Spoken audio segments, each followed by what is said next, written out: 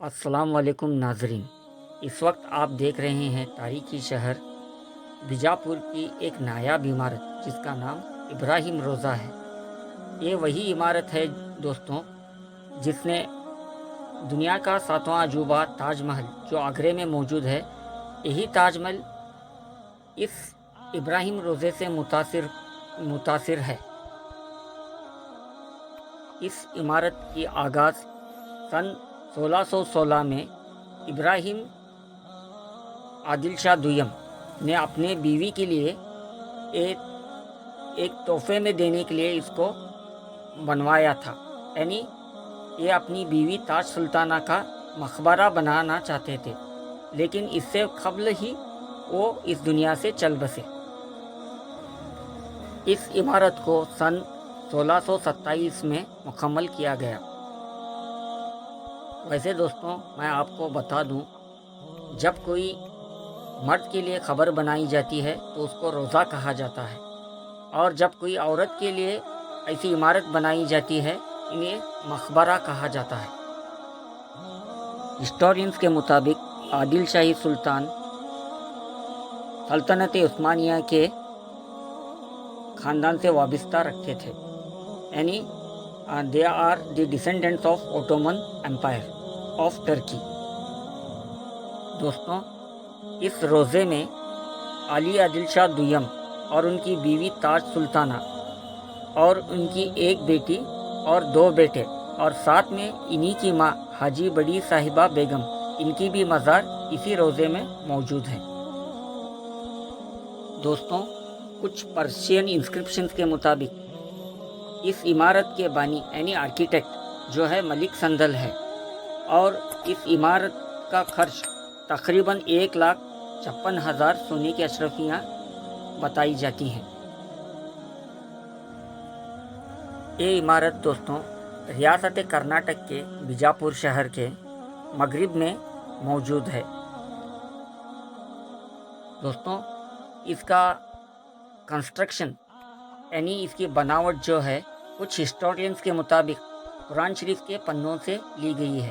यानी कुरान शरीफ में जहाँ भी आप देखो बहुत सारे चैप्टर्स में जन्नत का जिक्र आता है, तो ये भी एक ऐसी इमारत है जो इसी टेक्स्ट से अपना इंस्पिरेशन ड्रॉ करती है। यानी कुरान शरीफ में जन्नत का कुछ जिक्र इस तरह किया गया है जहाँ पर बाग बगीचे, खूबसूरत नहर और खूबसूरत हाउस, फूल, दरख्त वगैरह का बड़ा ही तफसील मुतालिया किया गया है। हो सकता है कि इसी टेक्स्ट से ये बिल्डिंग भी इंस्पायर हुई है। दोस्तों इस कॉम्प्लेक्स में आपको एक मस्जिद और ये रोज़ा दोनों नज़र आ जाएंगे। दोस्तों ये दोनों इमारतें एक चबूतरे पर मौजूद है, यानी एक टेरेस है जिसका रकबा तकरीबन 360 ज़रब 150 स्क्वायर मीटर्स है। मगरिबी छोर पर एक आलीशान मस्जिद और मशरिकी छोर पर एक रोज़ा मौजूद है। इन दोनों के दरमियान एक खूबसूरत हाउस बनाया गया है। ये जो अभी भी आपने देखा ये असल टॉम कॉम्प्लेक्स है। दोस्तों ये वही जगह है जहाँ पर असल खबर मौजूद है। दोस्तों ये इमारत एक परफेक्ट सिमेट्रिकल और ज्योमेट्रिकल पैटर्न में बनाया गया है। इस बेहतरीन तारीख़ी फ़न के नमूने का हिंदुस्तान में कोई सानी नहीं है। वर्ल्ड आर्कियोलॉजिकल मॉन्यूमेंट्स में इस इमारत का नाम चंद उस इमारतों के फहरिस्त में शामिल है जिसे सबसे ज़्यादा सजाया गया है। यानी इस इमारत में आपको सबसे ज़्यादा सजावट इस इमारत में आपको नज़र आ जाएगी। यानी this is one of the world's most decorated and perfectly crafted monuments.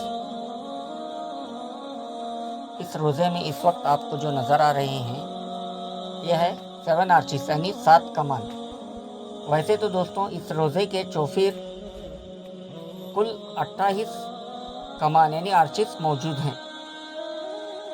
इस कॉम्प्लेक्स के तामीर से पहले एक बहुत बड़ा चैलेंज था, यानी ख़ास तौर पर इसके बनाने वालों को यानी मोअम्मार को। इसके मोअम्मार ख़ास दाबोल, गुलबर्गा, बीजापुर, तुर्की और ईरान से भी बुलाए गए थे। ये ऐसे मोअम्मार थे जो बिल्कुल इस तरह के तामीरी फ़न में महारत रखते थे। देखिए दोस्तों, इस मस्जिद को भी कितनी खूबसूरती से बनाया गया है। आप देख सकते हैं यहाँ पर इस मस्जिद के छत पर यानी सज्जे पर आपको कितने सारे ऑर्नामेंटल वर्क्स नज़र आ रहे हैं। ये भी मस्जिद बड़ी ही खूबसूरत और इसका फ़नून लतीफ़ा को आप नज़र तो डालिए, कितना बारीक फ़नून लतीफ़ा हर पहलू में आपको इस मस्जिद में नज़र आ जाएगा। आप देख सकते हैं इस मस्जिद का वेंटिलेशन का कितना ख़ास ख्याल रखा गया है। मस्जिद में बिल्कुल अंधेरा नहीं है। इसको ख़ास विंडोज़ यानी खिड़कियों का भी इंतज़ाम किया गया है। और आप देख सकते हैं कितने बड़े गुंबद आपको नज़र आ रहे हैं। वैसे तो हमने आपको इससे पहले भी बता चुके हैं दोस्तों अपने पहले वीडियोज़ में। इन गुंबद का जो मेन मकसद होता है इमाम की खिरात यानी नमाजियों तक पहुँचे, यानी इमाम की आवाज़ को इस मस्जिद में गूंजने के लिए इस तरह की कंस्ट्रक्शन टेक्नोलॉजी को इस्तेमाल किया गया है।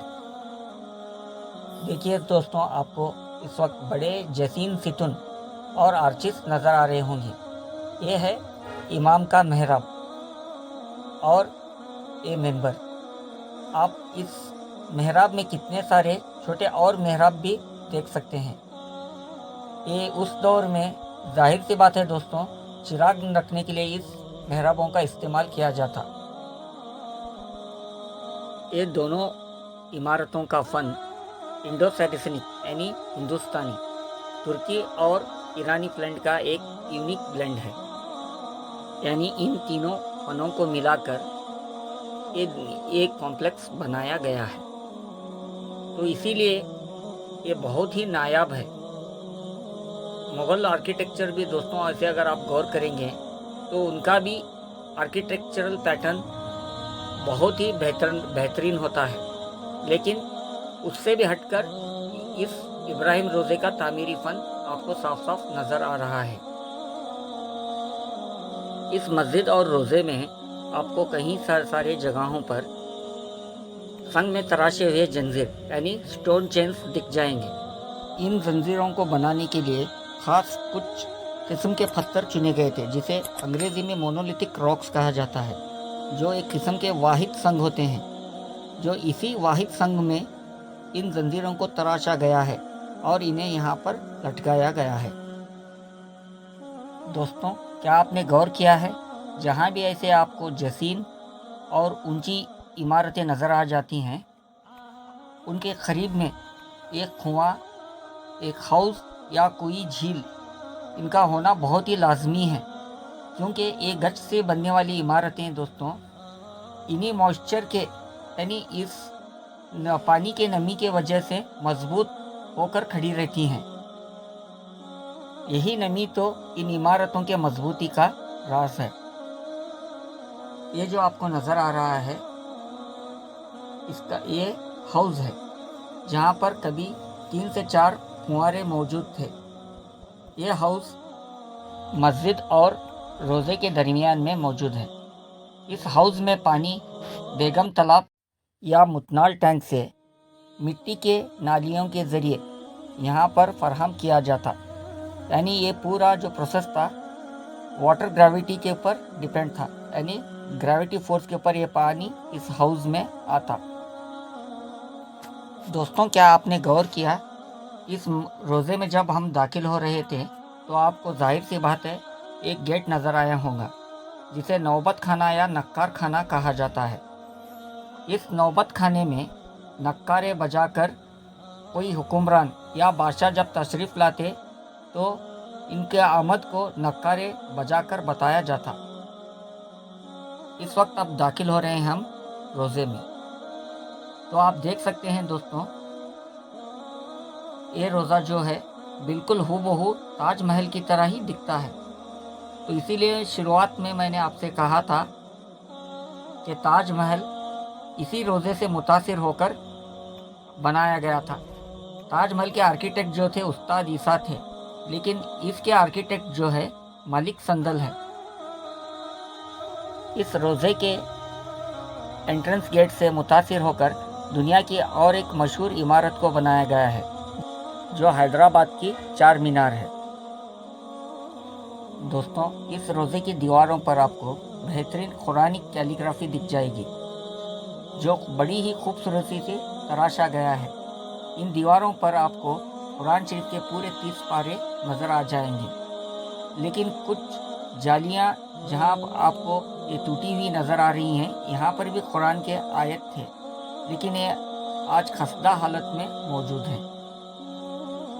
मुग़ल शहंशाह शाहजहां ने ख़ास अपने आर्किटेक्ट उस्ताद ईसा और कुछ मुअम्मरों को इस इमारत का मुतालिया करने के लिए बीजापुर को भेजा था। ऐसा कुछ हिस्टोरियंस की ओपिनियन भी आपको कुछ तारीखी दस्तावेज़ में नज़र आ जाएंगे। देखिए दोस्तों, इस रोज़े के अंदर आपको रोशनी और हवा का कितना बेहतरीन इंतज़ाम नज़र आ रहा है, और एक बड़ी ही खूबसूरत अंदाजे से बनाई गई इसकी छत। और ये वो तावीज़ हैं जहाँ पर इब्राहिम आदिल शाह दुयम और उसके ख़ानदान वाले दफन हैं। वैसे तो ये ओरिजिनल ख़बरें नहीं हैं दोस्तों, एक सिर्फ एक केनोटाफ है, यानी निशानियाँ हैं। असल इनकी खबर इसी चैम्बर के नीचे तकरीबन 12 फीट मौजूद है। दोस्तों, और एक बात गौर करने वाली ये है कि कुछ हिस्टोरिकल रिकॉर्ड्स में ऐसा मिलता है, मलिक संदल जो इस रोज़े के आर्किटेक्ट थे, उनकी भी ख्वाहिश थी कि वो अपने मालिक के करीब में ही दफन हो, लेकिन ऐसा ना हो सका दोस्तों। इनकी मज़ार बीजापुर की किसी और जगह में मौजूद है।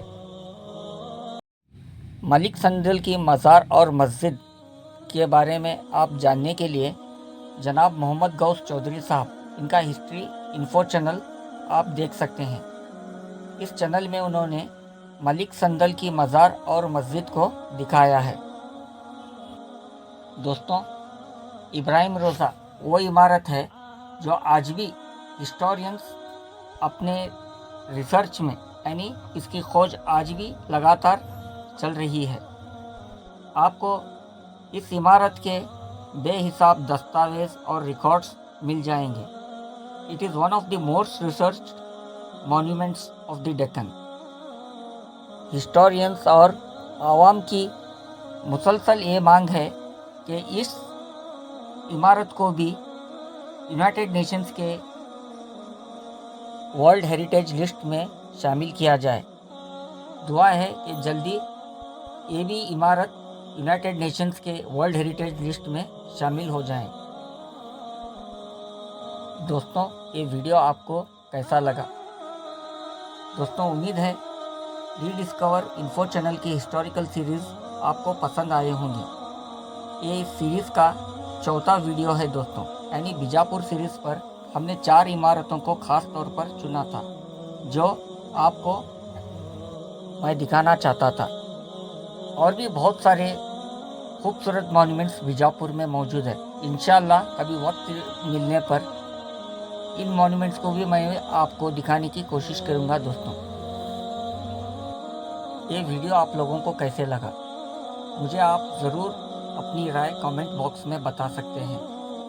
मैं चाहता हूं कि आप लोग भी मेरा साथ दें। मैं चाहता हूं कि इस वीडियो को आप फॉरवर्ड करें, शेयर करें और सब्सक्राइब करें, ताकि आपका ही सपोर्ट ऐसे बेहतरीन वीडियोस बनाने के लिए हमें मदद करता है।